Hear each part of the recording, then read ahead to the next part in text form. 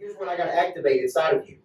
This prey drive concept is I got to activate a desire inside of you for curiosity. Okay? When I was a basketball coach, my first job, I made $199.50 for the year. I was 18 years old, but I didn't care because I love coaching, and I thought that every day of my current role was an interview for my next role. So I made $199.50. And then I got a call, which is a referral, from a big-time coach at a big high school in Tennessee. He said, I heard about you. I heard you're this young little whippersnapper that can flat out coach. Will you come down and be one of my assistant coaches? And I asked what any good 19-year-old asks, which is what? How much you pay? Said, sir, I only got one question. How much you pay? Exactly how much money you going to pay me? Right. After all, I'm already making $199.50. You may not even be able to afford me down there. Okay. And he laughed. Here's what he said. We're going to pay you $2,000. And I said, $2,000? Right? I just 10 times my income. I went from 200 to 2,000. I'm like, man, I'll be there tonight. Okay. So I went down there and I coached that team, and I made a couple rules. That's important. I would never leave until the head coach left. He stayed at 8 o'clock. I stayed at 8:15. I'm a competitive person. If I was in this call center, I would have one goal, which would be what? I'd want to see my name on the board, number one, every day. And if somebody was even getting close to me, I'd come in early. I'd stay late. I'd make another phone call. That's prey drive. Does that make sense? Because when I said that, I didn't say that. I said, well, I want to be number 7. Oh boy, sure, it's nice being number 43. I want to go out and produce, right? So I'm coaching that team, and I'm trying to activate that prey drive. And those young ladies would come in with no confidence, and they were a little scared, and they were insecure, and we'd put them into this environment. This is an environment right here. Does every person in this environment affect this environment? Yes or no? Yes.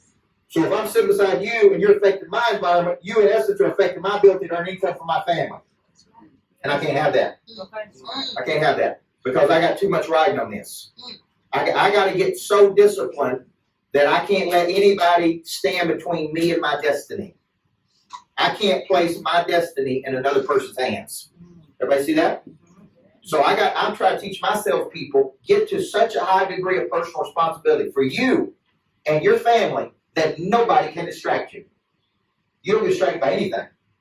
Now, I'm buddies with Tim Grover. Tim Grover wrote the book Relentless. He was Michael Jordan's strength coach for 15 years. Kobe Bryant, Dwayne Wade, and he wrote this book Relentless because he said he had never met people as relentless as those people. And I asked him, I said, did Jordan ever in his career lose his confidence? Did Kobe Bryant ever lose his confidence? Did Dwayne Wade ever lose his confidence? He said they never lost their confidence, but they did get distracted. And when they got distracted, that's when it pulled them off playing their best. Sometimes it was a personal issue. Sometimes it was something over here. And I thought about that. Salespeople get distracted off the main purpose of what they should be doing. They don't lose their confidence. They get unfocused. And they got to get refocused every single day. So when you hear me use this word prey drive, I want you to think of an instinctual ability inside of you to get up and go get something. It is prevalent in animals, specifically dogs. Dogs have a prey drive. Okay? Even a little dog that's a sweet little dog, that somebody says that little dog would never hurt anybody.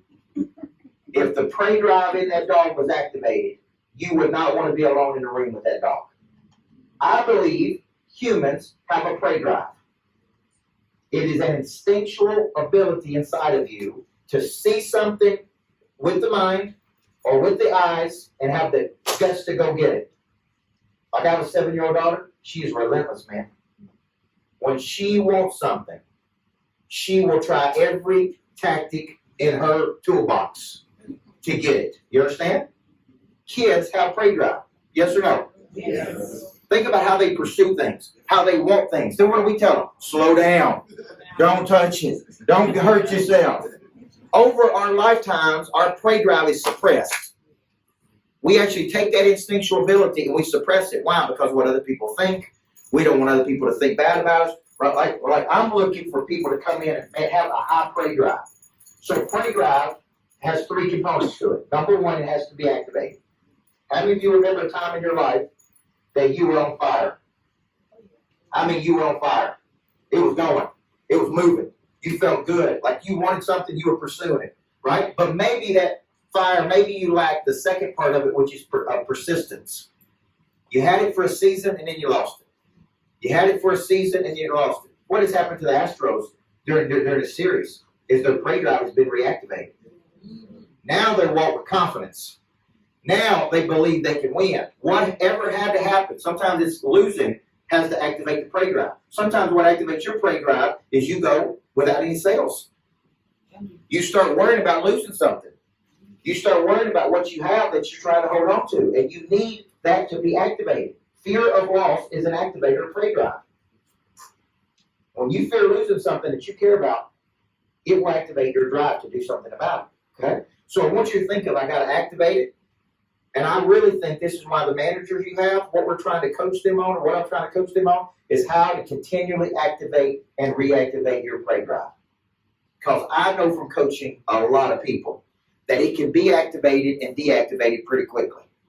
Lou Holtz used to say what takes years to build up can take seconds to tear down. You have one bad week, you start questioning yourself, your confidence goes down, you don't have the energy you had, your sales are moving in the wrong direction, you don't have any momentum, which is just energy, right? Something has to activate it. So there's activation, there's persistence. There's a persistence of it, which means you got to work that muscle every day. Even when you don't want to make the phone calls, you make the phone calls. Even when you don't feel like selling, you sell. Even when you don't feel like showing up with good energy, you show up with good energy. Because the more you work it, the more activated it's going to become. Okay? That success you have, it's going to feel good. And you're going to want more of it. Okay? Third piece of it is intensity. Now, I have a theory. People with small goals have no intensity or low intensity. Because they ain't move toward anything. They just, like this right here. They don't move toward anything because they don't have an intensity about them, which tells me your goals ain't big enough. How many of you believe that no matter what sales number you're hitting right now, there's a whole other level for you that you haven't hit yet? Raise your hand. Just raise your hand. Be honest. There's a whole new gear. Okay? Now, until this prey drive is activated, you're not going to have the desire, the intensity, or the persistence to go get it. So what's going to happen is this. You're going to continue to get the same results. Why? When your needs are met, your prey drive is suppressed. Satisfied needs never motivate people, only unsatisfied needs. So the prey drive is activation. Oh, there's a better way. Right? I remember when I was a coach, I didn't think about making any more money. I was happy. I was coaching. I was winning. I was making $24,000 a year. Right? I didn't even think about money. And I wrote a book because so many people were asking me what I was doing. And I went and spoke at a big company, on my book. I thought, I'm going to go over here and talk for a few minutes. Then I'm going to go back to coach my team.